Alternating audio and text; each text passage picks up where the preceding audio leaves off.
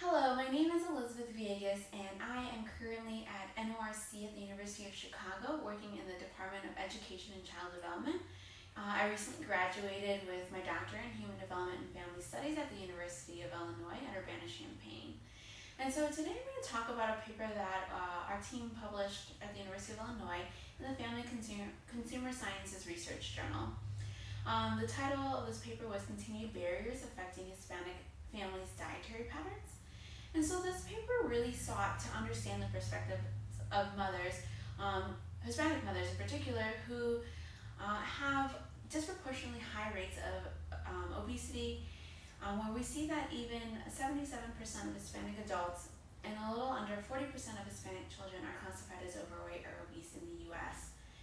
And so we really wanted to understand some of these routines and factors that play around that influence mealtime behaviors among the family.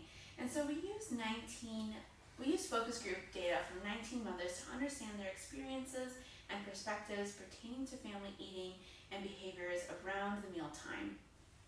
So we focused on 3 specific themes concerning food-related practices. So the first theme was really asking about family cooking and the eating practices in their home country versus in the U.S., what their similarities, differences, as well as changes and challenges that have occurred. We also wanted to ask about their child feeding practices, what the dynamics are in the home with their children, and maybe conflict that they may have because children may be experiencing different food-related practices in other social settings like school or with peers. And lastly, we asked about attitudes and beliefs about perceived influences on their eating style and some of those barriers and facilitators that play a role in what families are choosing to purchase, why, and some of the other barriers that play a role in those eating behaviors.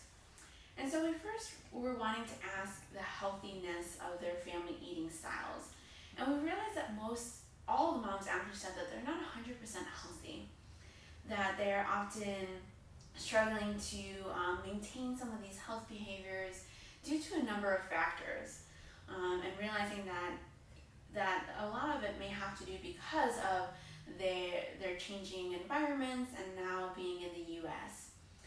And so we wanted to see what those influences were on those eating behaviors. And so some of the things that they brought up was the burden of expenses.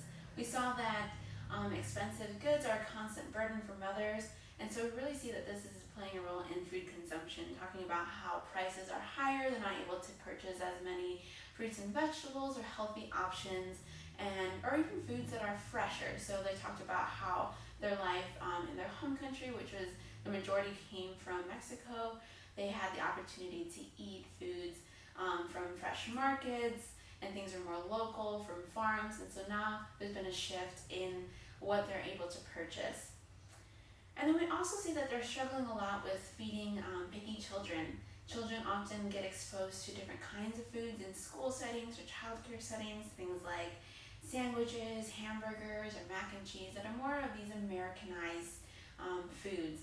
And so the moms talked about children's new food preferences and how that influences what the moms purchase because they want to be able to, be in how their children be satisfied and not have lots of conflicts around the meal time. We also see that eating out at sit-down restaurants or fast food chains were something that saved time and also allowed for some shared quality family time, although it was often not as healthy as they would have made food within the home. And then we recognize that there are some particular things that they've recognized even post-migration. So things like time limitations. A lot of the moms talked about how they're working now more than they ever have in their home country. And so they're not able to make foods that are as quick.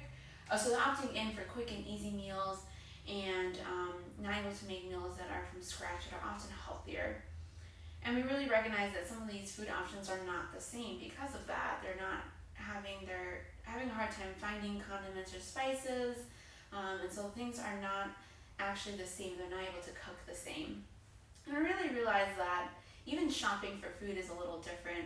Like I said, they often are not able to go to those local markets that they once had been able to. And so we recognize that there's a lot of changes and differences that have occurred because of location and migration. And so thinking about how these barriers continue to influence the family planning around the mealtime and what moms decide to do. And so from this paper, we really, at the University of Illinois, we really wanted to take it a step further. And so after these focus groups, we were able to develop an intervention program called Abriendo Caminos that focuses on eating, nutrition, education, as well as family wellness routines like around the mealtime, limiting screen time, as well as physical activity. And so we really hope that, and we really target Hispanic families and hope that they can learn some new practical skills that can help combat some of these health disparities. And I just want to thank you for this award, and I'm sorry that I'm not able to be at the conference, but I hope you all enjoy the rest of your time there. Thank you.